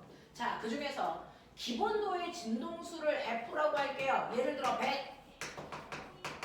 그러면 한 옥타브 윗소리는 뭘까? 옥타브의 관계가 뭘까? 이거 영재 문제에서 많이 나오는데 한 옥타브 윗소리는 진동수 2배에 해당되는 진동수를 나타내면 한 옥타브 윗소리라고 우리는 느낍니다. 그러니 자, 얘 진동수를 F라고 하면 얘 진동수는 EF 200이겠죠. 그러면 또 한 옥타브 위는? 또 한 옥타브 위는? 또 2배입니다. 그러니까 300이 아니고 400이어야 된다고요. 그래서 4F여야 됩니다. 400. 그래서 이런 식으로요. 한 옥타브 소리는 진동수 2배 소리고요. 그러면 인간들이 들을 수 있는 소리에도 한계가 있겠죠. 인간들이 들을 수 있는 진동수의 범위를 우리는 가청 진동수라고 합니다. 인간이 들을 수 있는 진동수의 범위를 가청 진동수. 그래서 가청 진동수의 범위가 혹시 아는 사람? 그렇다고 치고요. 20에서 2만까지가 인간이 들을 수 있는 진동수의 범위야. 자, 근데 20에서 2만까지는 모든 인간이 다 들어? 아니, 가장 민감한 사람들이 들을 수 있는 범위가 20에서 2만인데 우리는 민감하지 않아. 그러니까 우리는 저거보다 훨씬 더 적게 들겠죠. 그리고 그냥 아세요. 나이가 먹을수록 들을 수 있는 진동수의 폭은 줄어든다. 네, 그 중에서요. 나이가 먹을수록 자, 여러분들이 보시는 것처럼 20에서 2만 중에 진동수가 커질수록 뭘까요? 고음, 저음. 이게 고음이고요. 진동수가 작은 쪽이 저음입니다. 그래서 진동수가 커질수록 고음인 거예요. 알겠어? 자, 사람이 나이를 먹을수록요. 고음 쪽을 들을 수 있는 폭이 점점 줄어들어요. 그래서 이따가 여러분들 유튜브에서 검색해서 여러분들 청각 나이도 검색해 보시면 됩니다. 알겠어? 여러분들은요 7세가 들을 수 있는 진동수 폭을 여러분들은 못 들어요. 이미 너네 늙어서. 너네가 들을 수 있는 진동수의 폭을 선생님은 못 듣습니다. 그래서 이 가청 진동수, 연령에 따른 가청 진동수를 이용해서 어린아이들을 유기한 걸 다룬 동화가 있죠. 집단 유기를 처음으로 그린 동화가 있어요. 피리 부는 사나이. 그게 가청 진동수를 이용해서 아이들을 측면 걸어서 끌고 간 거잖아요. 그래서 이런 것들이 있습니다. 그래서 그런 것들도 한번 해보시면 됩니다. 이제 자, 소리의 세기 뭐가 결정할까요? 소리의 높낮이는 진동수였어. 그러면 소리의 세기는 진폭입니다. 자, 여러분들이 얘기할 때요. 자, 진폭이 요래.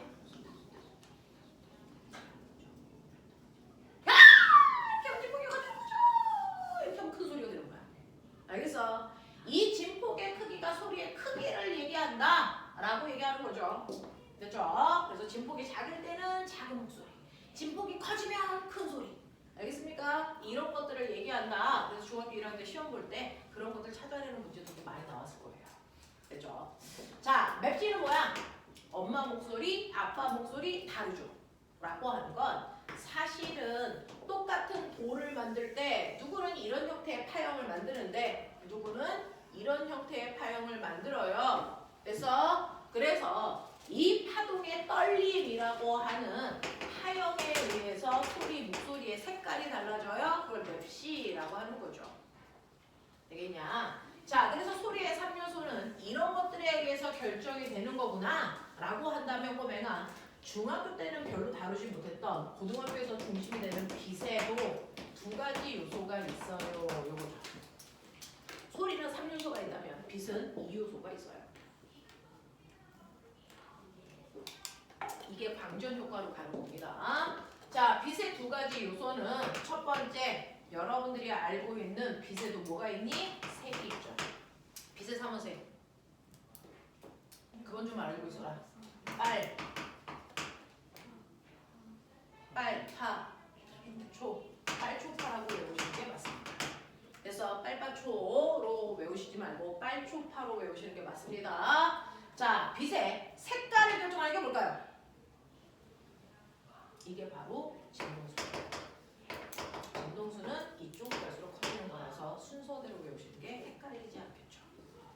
그래서 빛의 색깔을 결정하는 건 진동수고요. 빨간색보다는 초록색, 초록색보다는 파란색 쪽으로 갈수록 진동수가 커집니다.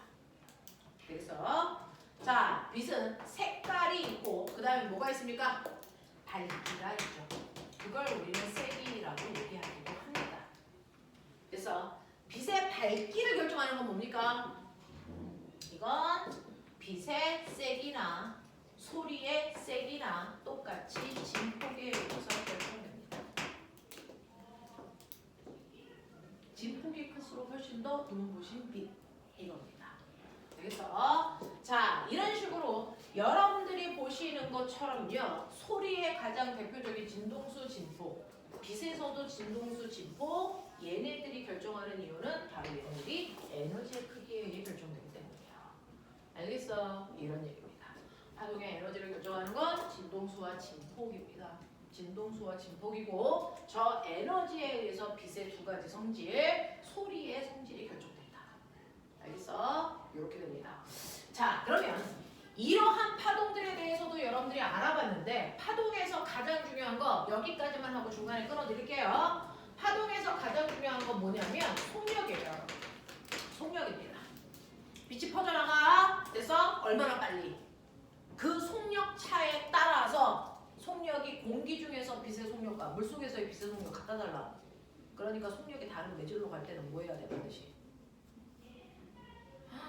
공기 중에서 물속으로 갈 때 빛이 뭐하니? 굴절. 그 굴절하는 이유가 속력이 달라져서. 맞아요? 이 얘기잖아요. 자, 파동의 속력이요. 빨라졌다가 느려졌다가 할 수 있습니다. 느려졌다가 빨라질 수도 있고 빨라졌다가 느려질 수도 있는데 파동의 속력을 결정하는 건 뭘까요?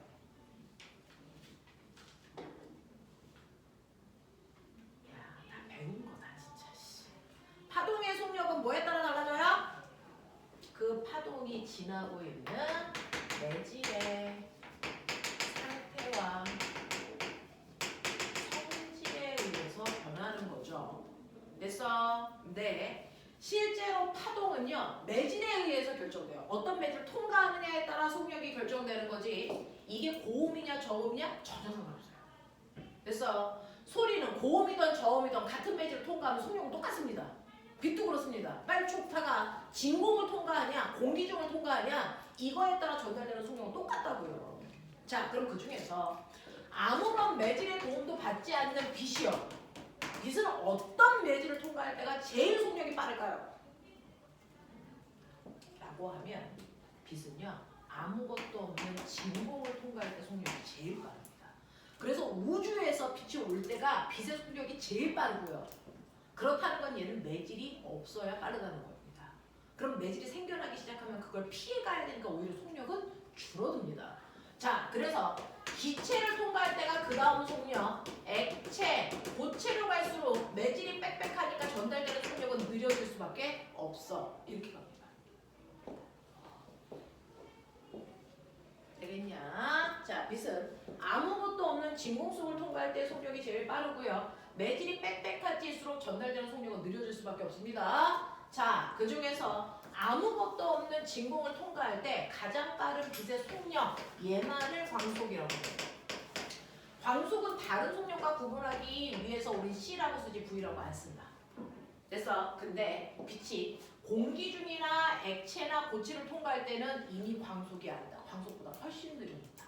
알겠습니까? 그래서 광속은 빛이 진공을 통과할 때의 속력만을 광속이라고 하는데, 자, 광속도 파동의 속력이니까 F 남다로 계산합니다. 됐죠? 근데 빨간빛, 초록빛, 파란빛 중에 누가 먼저 도착해 지구에? 태양에서요. 빨간빛도 나오고 초록빛도 나오고 파란빛도 나와 지구에 도착할 거야. 누가 먼저 도착해? 말해봐. 빨간빛, 초록빛, 파란빛 누가 먼저 도착하니? 다 똑같다 그랬잖아. 같은 매질을 통과할 때. 되겠어? 그러니까 동시에 도착해. 근데 문제는 아까 말씀드렸어요. 빨초파 중에서 파란색 쪽으로 갈수록 진동수가 커져야 된다고. 예를 들면 빨간빛의 빨, 초, 파 색깔은 진동수에 결정되는데 빨간색의 진동수가 제일 작아. 그 다음 초록색이야. 그 다음 파란색이야. 이런 느낌이거든요. 됐어? 근데 얘네들이 다 공기 중이 아니 진공속을 통과한다면 광속의 크기는 100이어야 된다고 치자. 되겠니? 그렇다면요. 이때 얘네들의 파장은요. 보시면요. 빨간색의 파장은 100이어야 됩니다. 초록색의 파장은 10, 파란색의 파장은 1이어야 되죠. 이해해? 이렇게 됩니다. 그래서 같은 매질을 통과할 때 속력은 무조건 같아야 된다. 진동수가 달라도 속력이 같은 이유는 파장과 진동수는 반비례하기 때문이야. 그래서 진동수가 작은 애는 파장이 커. 그래서 속력이 일정해. 이겁니다. 그래서 광속은 어떤 빛이든 상관없이 항상 일정해야 된다. 광속불변의 법칙. 얘는 항상 일정해. 그러니까 진동수가 커지면 파장은 짧아진다는 얘기니까 진동수와 파장은 언제나 반비례 관계가 있어. 알겠습니까? 이런 관계도 여러분들 기억해 두셔야 됩니다. 그래서 2년 전에 과거 입시에도 빨초파 중에서 누가 진동수가 커? 누가 파장이 길어? 이거 물어봤거든요. 됐죠? 그러니까 머릿속에 반드시 정리해 두셔야 됩니다. 진동수와 파장은 반비례해. 왜? 광속이 일정하니까. 되겠죠? 자, 이렇게 된다는 거 기억을 해봐 두시면 빛이라고 하는 건 매질이 필요 없는 비탄성파기 때문에 진공에서 제일 빠른 거구나. 그 다음에 기체, 액체, 고체로 갈수록 속력은 느려지는 거구나 라고 하는 이 빛에 대한 거 여러분들 빛의 원래 이름 뭡니까? 네, 그렇다고요.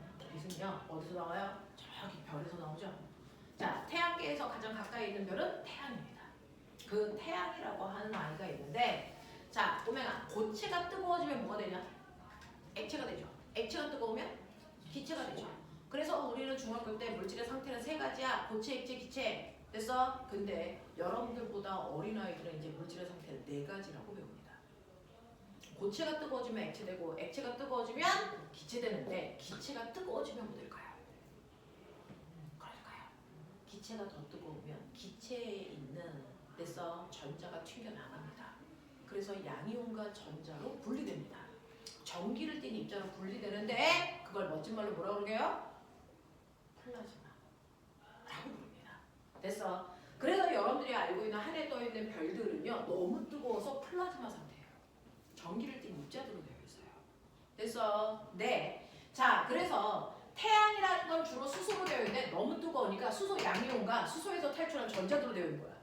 그래서 자, 그때 이 수소가 뜨거워서 빵빵빵 폭탄처럼 터져요. 수소 폭탄. 됐어? 그 폭발력에 의해서 전기를 띤 플라즈마라는 입자가 우주 공간으로 확 하고 퍼져나가.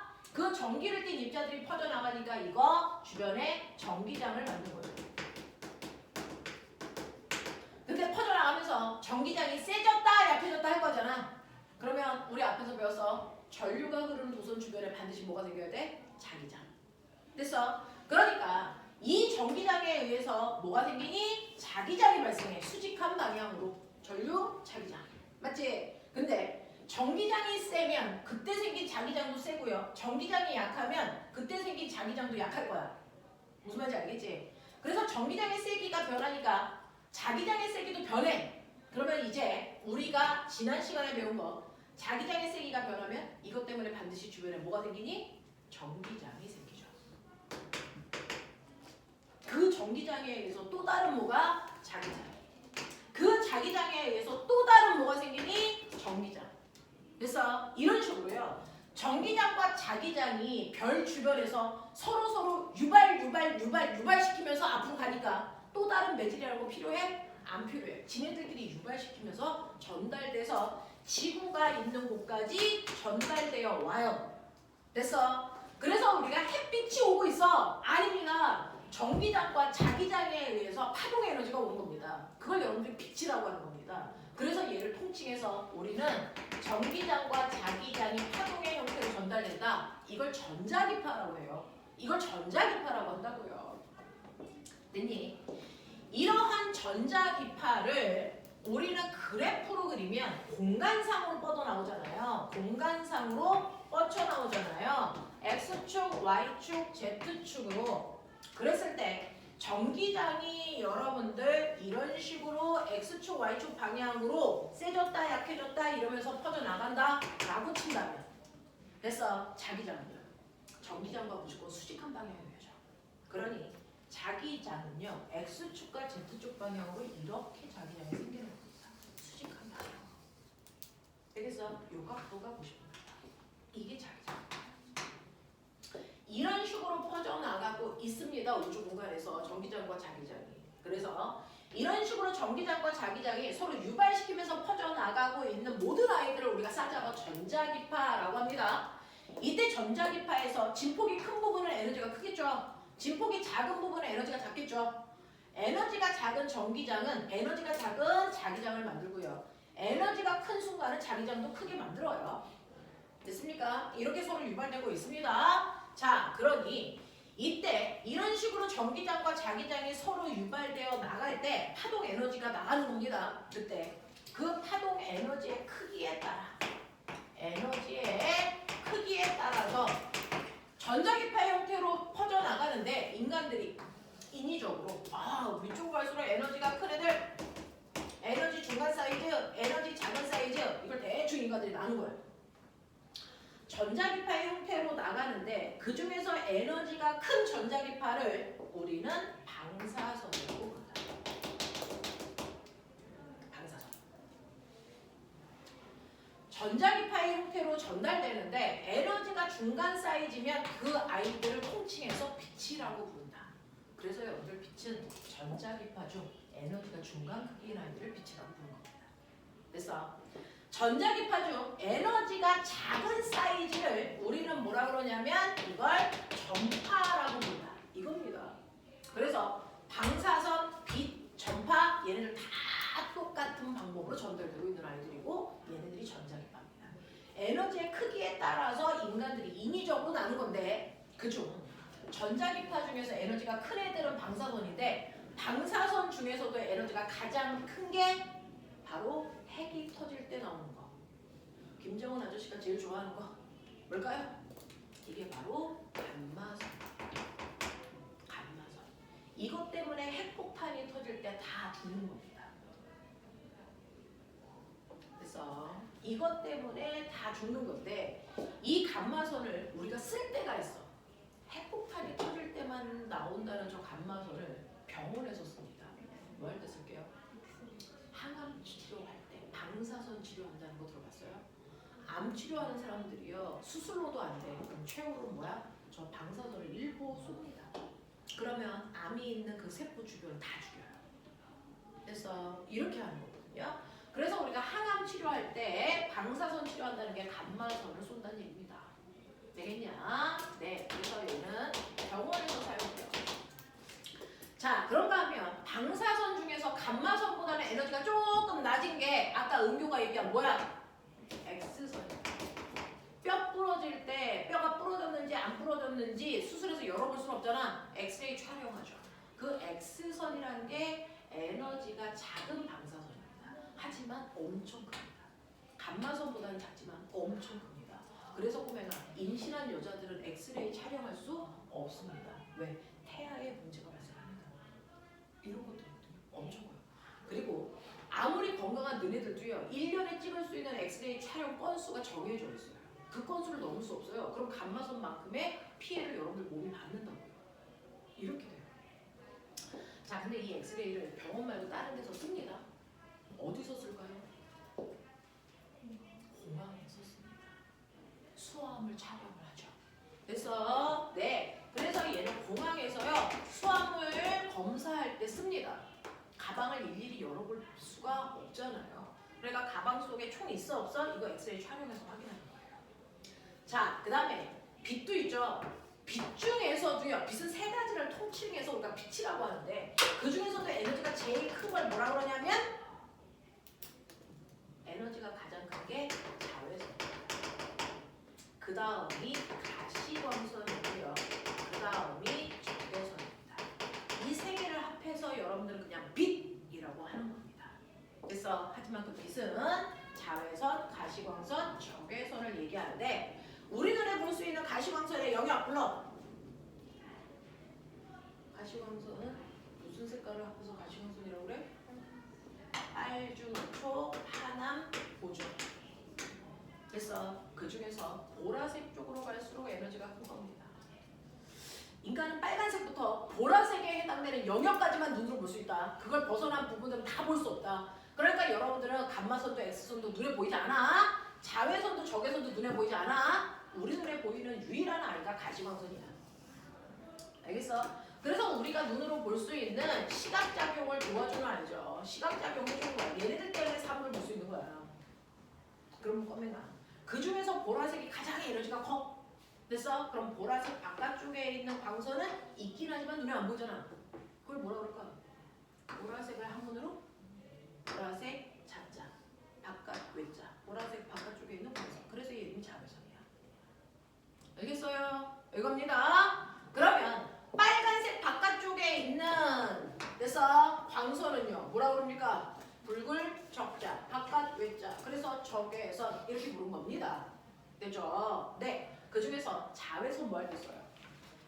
자외선은 이마트에 가면 식당 칸에 그래서 여러분들 컵들 보관하고 있는 그 됐죠? 통에 자외선 살균 소독기라고 되어 있습니다. 자외선은요 에너지가 연락커요. X선보다는 작지만 그래도 엄청 커요. 그래서 얘네들은 살균 작용하죠. 죽인다는 겁니다. 누구를? 세균을. 근데 왜 세균만 죽여? 약하게 만들었으니까. 그거 세지면 살균 작용합니다. 이게 지구로 들어오고 있어요. 태양으로부터 자외선이. 근데 태양으로부터 들어오는 자외선을 지구가 99% 차단하죠. 그래서 우리가 살고 있는 거 아닙니까? 누가 차단해 줍니까? 태양으로부터 자외선을 차단하고 있는 게 누굴까요? 오존층. 지구에 있는 오존층이 얘를 차단해주고 있으니까 그래서 0.1%만 들어와. 그러니까 지구에 생명체가 살 수 있어. 근데 여러분들이 쓰고 있는 그래서 프레온가스 이런 것들이 지구에 있는 오존층에 구멍을 뚫어요. 그러면 자외선이 100% 들어옵니다. 그러니까 우리 곧 죽을 겁니다. 이런 얘기죠. 되겠어? 자, 이런 얘기를 하고 있는 거예요. 자, 그 다음에 가시광선은 물체 볼 때 쓰는 거고요. 적외선. 지금 너네 몸에서 적외선 나오고 있다. 이 적외선이 열이에요. 너네 몸은 36.5도의 열을 발생하고 있죠. 그 열이 적외선을 내보내고 있다는 겁니다.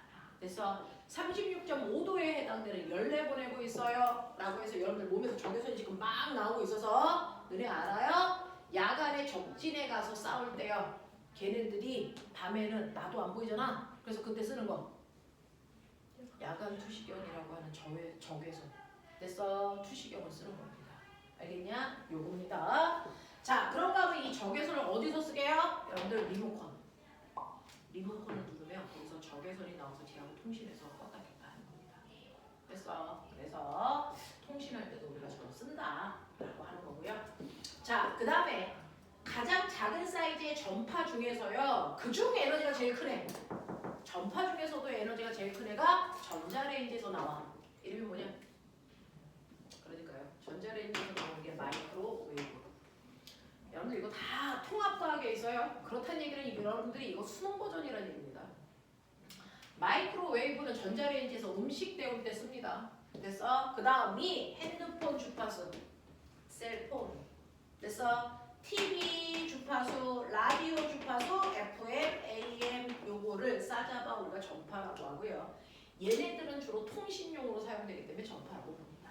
그래서 위쪽으로 갈수록 에너지가 커져요. 에너지가 커진다는 얘기는 꼬맹아 진동수가 커진다는 얘기죠. 맞습니까?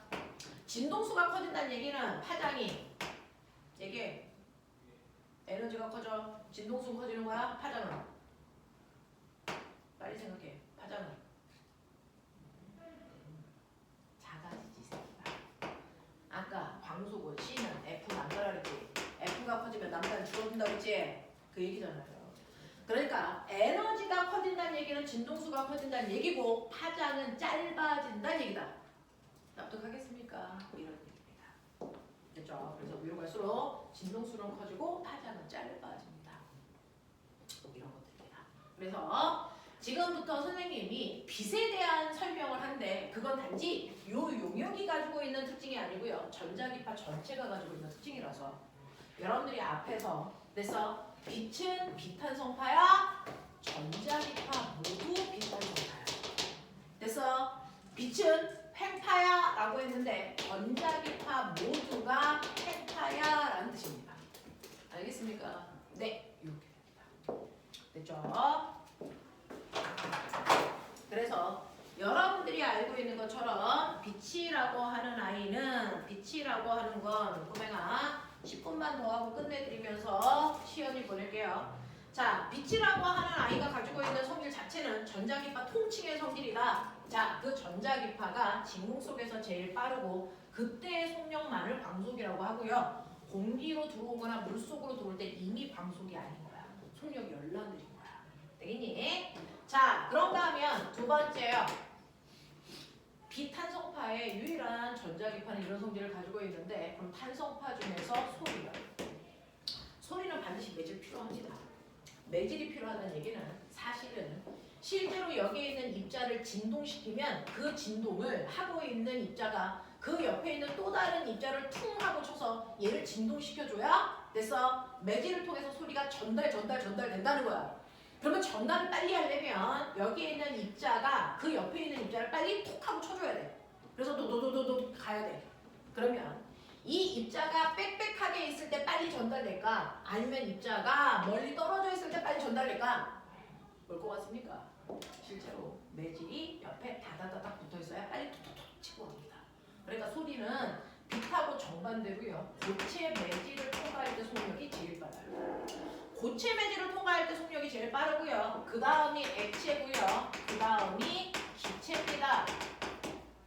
됐어. 그럼 선생님 아무것도 없는 진공에서는요 절대로 전달될 수가 없죠. 그래서 우주 공간에서 아무리 말해도 말소리 못 알아듣습니다. 전달되지 않습니다. 라는 겁니다. 됐죠? 그러면 소리라고 하는 건 고체 매질을 통과할 때 속력이 제일 빠르다 그랬는데 그러면 우리는 어쨌든 간에 이렇게 기체를 통해서 소리 듣잖아요. 그러면 공기도요. 뜨거운 공기와 찬 공기가 있어요. 전달되는 속력? 생각해. 중학교 때 배웠어. 더운 공기와 찬 공기 중에서 어디를 통과할 때 속력이 더 빠를까요? 안 돼요. 자, 빨리 툭툭 치려면 그 공기 입자의 운동 속도가 뭐야 되니? 빨라야죠. 그럼 공기 입자의 운동 속도가 빠르다는 얘기는 공기의 온도가 높다는 얘기죠. 그래서 더운 공기일 때 전달되는 속도가 찬 공기를 통해서 전달되는 속도보다 훨씬 빨라서 이것 때문에 우리나라 속담이죠. 낱말은 새가 듣고요. 반말은 쥐가 듣습니다.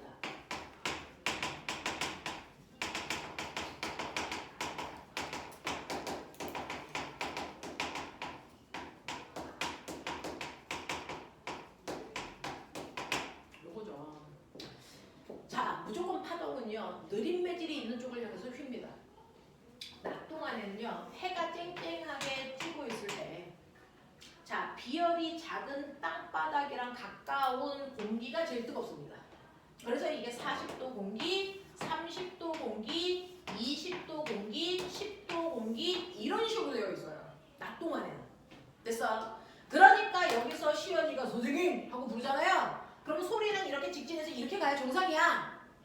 그러니까 내가 여기에 서 있으면 됐어? 나는 여기 있는 소리를 들어야 돼. 근데 시연이가 얘기를 할 때요. 40도 공기와 30도 공기 사이는 이 공기는 다른 공기야. 온도가 다르니까. 그러니까 직진할 수 없어. 됐어? 굴절해야 돼요. 근데 얘는 빠른 매질이고요. 얘는 느린 매질이야. 그러면 소리는 느린 매질이 있는 됐어? 위쪽으로 더 많이 꺾여서 이렇게 가. 알아요? 자, 그럼 여기서 직진을 이렇게 해야 되는데 여기서도 속력이 달라지잖아요. 그러면 더 느린 매질이 있는 더 위쪽으로 더 휘어서 이렇게 갑니다. 여기서도 이렇게 갑니다. 그러면 어떤 일이 발생하냐면 소리가 이렇게 간다는 얘기야. 그러면 내가 있는 이 지점 A 지점에서 원래 이 높이에서 소리가 들려야 되는데 이 높이에서 들리잖아요. 그러니까 낱말은 새가 들린다고 더 위로 휜다. 됐어? 그랬다가 밤이 되면 비열이 작은 모래 쪽이 훨씬 더 빠른 속도로 온도가 낮아지죠. 그러니까 밤이 되면 거꾸로 여기가 10도, 20도, 30도, 40도 됩니다. 그럼 밤에 얘기를 하면 소리는 속력이 느린 찬 공기가 있는 아래쪽으로 이렇게 휘어요. 그러니까 같은 높이에서 여기서 들려야 되는데 여기서 들리잖아요. 반말은 쥐가 들린다. 알겠습니까? 이런 얘기가 그래서 나온 겁니다. 됐죠? 자, 그 다음에 물결이요.